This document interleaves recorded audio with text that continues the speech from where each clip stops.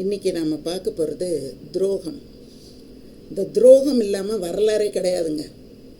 எல்லா வரலாற்றிலையும் நட்பு எவ்வளோ இருக்கோ, உறவு எவ்வளோ இருக்கோ, துரோகமும் அவ்வளோ இருக்குது. இந்த துரோகம் அப்படிங்கிறது எதிலேருந்து தோன்றுகிறது அப்படின்னா பேராசை. எல்லாம் எனக்கே வேணும் எனக்கே வேணும்னு நினைக்கிற அந்த பேராசையில் தான் துரோகமே பிறக்குது. இந்த துரோகம் அப்படிங்கிறது எப்போ நடக்கும், யாரால் நடக்கும், எந்த இடத்துல நடக்கும் அப்படிங்கிறத யாராலையுமே முன்னால் உணர்ந்து சொல்ல முடியாது. அதனால் எப்போவுமே நாம் என்ன பண்ணணும் அப்படின்னா ரொம்ப கவனமாக நம்முடைய வாழ்க்கை பயணத்தை நம்ம கொண்டு போகணும். நம்ம சின்ன வயசில் விடுதலை போராட்டங்களை பற்றி படிச்சிருக்கோம். உங்கள் எல்லாருக்குமே தெரிஞ்சிருக்கும். பிளாசி போர் அப்படின்னு ஒரு போரை பற்றி நம்ம படிச்சிருப்போம். வேலூர் புரட்சியை பற்றி நம்ம படிச்சிருப்போம். அதெல்லாம் படிக்காமல் விடுதலை போராட்டம் அப்படிங்கிறது நமக்கு வராது. அப்போது இந்த பிளாசி போர் அப்படிங்கிறத ஆங்கிலேயர்கள் என்ன பண்ணுறாங்கன்னா கொண்டாடுறாங்க.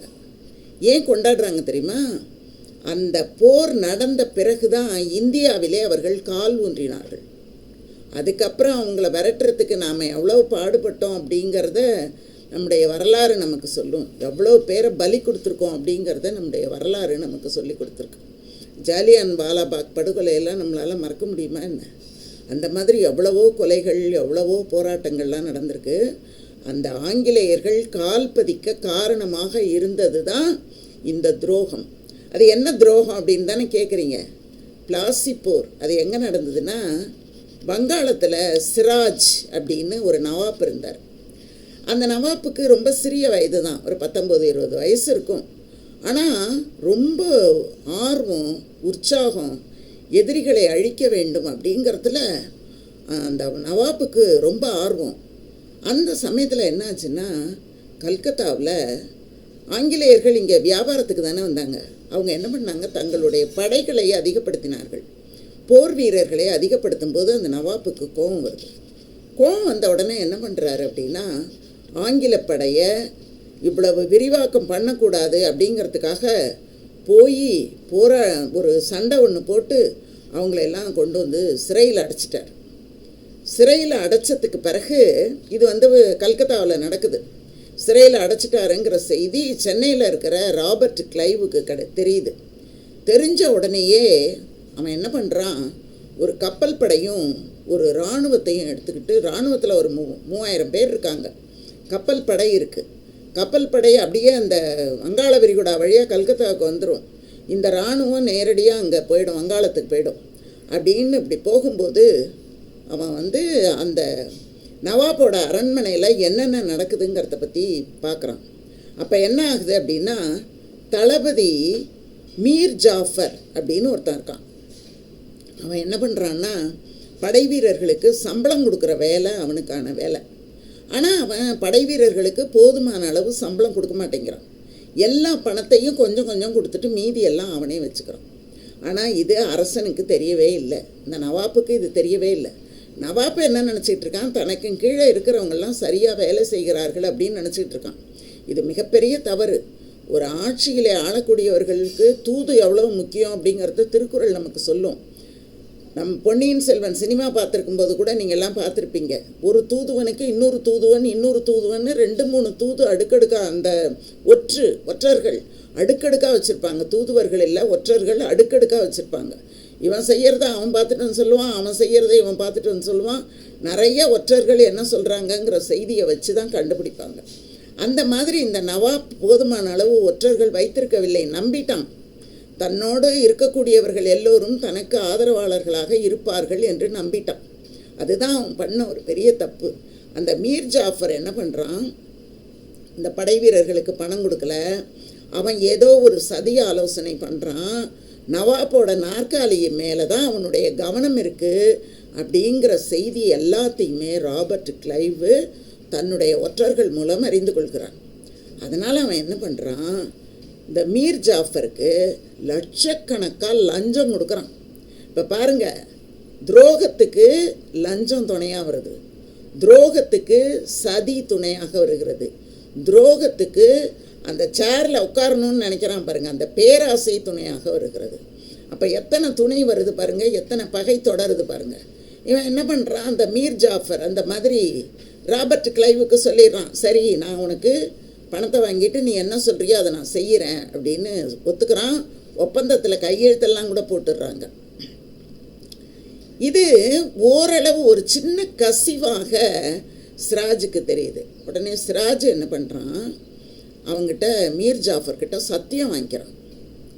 நான் ஒரு நாளும் ராபர்ட் கிளைவோட சேர மாட்டேன் அப்படின்னு நீ எனக்கு சத்தியம் பண்ணி கொடு அப்படின்னு கேட்குறான். சத்தியம் பண்ணி கொடுக்குறான். அவன் அந்த சத்தியத்தையும் மீறுகிறான். அப்போ பாருங்க, சத்தியத்தையும் மீற வைக்குது அந்த துரோகம். அப்போ ஒருத்தர் சத்தியம் பண்ணி கொடுத்துட்டாங்கன்னா நம்ம நம்பணும்னு அவசியம் இல்லை. அங்கே கூட துரோகம் விளையாடும். துரோகம் பண்ணுறவனுக்கு என்னங்க பெரிய சத்தியம், சத்தியம் சக்கரை பொங்கல்னு சொல்லுவோம்ல, அப்படி தான். அந்த மாதிரி அவன் என்ன பண்ணுறான், சத்தியம் பண்ணி கொடுத்துட்டு இந்த இவன் இருக்கானே சிராஜையும் என்ன சொல்கிறான், தவறான ஒரு பாதையை காட்டி அவனை அனுப்பி வைக்கிறான். இந்த பாரு, ராபர்ட் கிளைவ் வந்துட்டான், நம்ம இங்கேருந்து தப்பிக்கிறது ரொம்ப கஷ்டம் அப்படின்னெல்லாம் சொல்லி ஒத்துழைப்பு நல்காமல், இதில் படை வீரர்களுக்கு இவன் சம்பளம் கொடுக்காததுனால படை வீரர்களும் ஒத்துழைப்பு கொடுக்கல. அவங்களோட படையும் ரொம்ப தாமதமாக தான் அந்த இடத்துக்கு சேருது. இதனால் என்னாகிறான், சிராஜ் தோல்வியை நோக்கி ஒரு பாதை அவனுக்கு கிடைக்கும்போது தப்பிச்சு ஓட சொல்லி இந்த மீர் ஜாஃபர் சொல்கிறான். அவன் உடனே தப்பிச்சு ஓடி போய் மாறு வேஷத்தில் ஒரு இடத்துல போய் அடைக்கலமாக போகிறான். அந்த சமயத்தில் ஜாஃபரின் மகனே என்ன பண்ணுறான், அவனை கொன்னுடுறான். அந்த நவாப்பை கொன்னுட்டு அந்த பதவியை இவனுக்கு ராபர்ட் கிளைவ் கொடுக்குறான். அந்த மாதிரி அந்த இதை அபகரிச்சுக்கிட்டான் பாருங்க. அந்த அபகரிச்சுக்கிட்டாங்கிறது இத்தனை நூற்றாண்டுகள் கழித்தும் வரலாறு குறித்து வைத்திருக்கிறது. எப்போதுமே வரலாறு துரோகிகளை விட்டு வைப்பதில்லை. நல்லவங்க வரலாறு கூட தெரியாமல் போயிடும், ஆனால் துரோகிகளினுடைய வரலாறு தெரியாமல் போகவே போகாது. அந்த மாதிரி இந்திய மண்ணில் அன்னைக்கு கால் பதிச்சவன் தான் பிரிட்டிஷ்காரன். அந்த யுத்தத்தின் காரணமாக இந்தியாவிலே கால் பதித்தான்.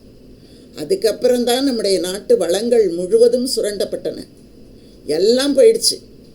வரி, மக்கள் வறுமை, வாவு சிதம்பரனார் எல்லா சொத்தையும் இழந்து செக்கு இழுத்து இறுதியில் அவர் எப்படி இறந்தார் அப்படிங்கிற கதையெல்லாம் நமக்கு தெரியும். வேலு நாச்சியார் கதையெல்லாம் நமக்கு தெரியும். கட்டபொம்மனினுடைய கடைசி சிறு குழந்தை முதற்கொண்டு புளிய மரத்தில் கயத்தாறில் தொங்க விட்டது நமக்கு தெரியும். காட்டி கொடுத்தான் எட்டப்பன்.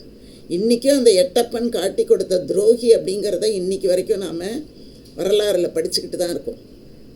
இந்த மாதிரி எத்தனையோ துரோகங்கள் நம்முடைய நாட்டில் நடந்திருக்கின்றன. நம்முடைய நாடுன்னு சொல்வதை காட்டிலும் உலகம் முழுவதுமே துரோகம் இருந்திருக்கிறது. ஷேக்ஸ்பியர் கூட ஒரு நாடகம் துரோகத்தை பற்றி எழுதியிருக்காரு. வாய்ப்பு கிடைக்கும்போது அதை நான் உங்களுக்கு சொல்கிறேன். அந்த மாதிரி இந்த துரோகம் அப்படிங்கிறது, இந்த துரோகிகள் அவ்வளோ சீக்கிரம் அழிஞ்சிட மாட்டாங்க. அவங்களும் துரோகத்தால் தான் அழிந்து போவார்கள். சொல்கிறோம்ல, கத்தியை எடுப்பவன் கத்தியாலே செத்து போவான், சத்தியத்தை எடுப்பவன் சத்தியத்தாலே வாழ்வான். அந்த மாதிரி துரோகத்தை எடுப்பவன் செத்து போவான் அப்படிங்கிறதுக்கு ஒரு பெரிய எடுத்துக்காட்டு. வேள்பாரி கதையில் கூட துரோகத்தால் தானே வேள்பாரியவே கொல்றாங்க. மற்றபடி அவனை நெருங்க முடியாத ஒரு நிலை தானே இருக்கிறது. அந்த மாதிரி நம்முடைய நாட்டை பொறுத்த வரைக்கும் வீரம் ஒரு நாளும் இழைத்து போனதே கிடையாது. நம்ம நாட்டில் துரோகம்தான் அந்த வீரத்தை அப்படியே அழுத்தி ஏமாற்றி இருக்கிறது. அப்படிங்கிறத நம்ம பார்க்கும்போது நம்மை சுற்றி துரோகிகள் இருக்கலாம்ங்கிற ஒரு எண்ணத்தோடைய நம்முடைய வாழ்க்கையை நாம் நகர்த்தி கொண்டு வர வேண்டும். ஏனென்றால் நாம் ஒரு அடி முன்னேறினால் அதை கெடுப்பதற்காக ஒரு துரோகி நம்ம பக்கத்திலேயே இருப்பாங்க. அவங்க யாராக இருக்கணும்னு ஒன்றும் அவசியம் இல்லை. நம்முடைய உடன் பிறந்தவர்களாக இருக்கலாம், நமக்கு ரொம்ப நெருங்கிய நண்பர்களாக இருக்கலாம், உறவுகளாக இருக்கலாம், ஏன் கணவனாக மனைவியாக கூட இருக்கலாம். துரோகம் பண்ணக்கூடியவர்கள் கதைகளில் வரலாறுகளில் பாருங்கள், அந்த மாதிரி எவ்வளவோ பேர் இருக்காங்க. தசரதன் ஏன் செத்தான்? கைகையால் தானே. அவள் கடைசி வரைக்கும் தன்னோட துணை இருப்பான்னு நம்பி தானே நீ எப்போ வேணால் வரங்கேளுன்னு சொன்னான். அந்த துரோகம், அந்த மகனை அனுப்புனால அந்த பிரிவிலேயே அவன் இறந்து போனான் பார்த்தீங்களா? அந்த மாதிரி இந்த துரோகம் அது ரொம்ப ரொம்ப பொல்லாதது. இன்றைக்கும் நாம் நிறைய அரசியல் தளங்களில் பார்க்குறோம் அந்த துரோகத்தை. அதனால் யாராக இருந்தாலும் துரோகிகளை இனம் கண்டுபிடிக்கக்கூடியவர்களாக நாம் இருந்தோம் அப்படின்னா நாம் தப்பிச்சுக்கலாம். இந்த செய்தியை நம்ம எப்போவுமே தெரிந்து வைத்துக்கொள்ள வேண்டும் அப்படிங்கிறதுனால தான் இன்றைக்கி நான் உங்கள்கிட்ட சொன்னேன். அதனால் துரோகத்தை கண்டுபிடித்து விடுங்கள். துரோகிகளை ஒரு நாளும் பக்கத்தில் வச்சுக்காதீங்க. துரோகிகள் யாராக வேண்டுமானாலும் இருக்கக்கூடும். அதனால் அந்த உங்களுடைய பார்வை கொஞ்சம் கவனமான பார்வையாக இருக்கணும். தொடர்ந்து பாருங்கள். நன்றி, வணக்கம், வாழ்க வளமுடன்.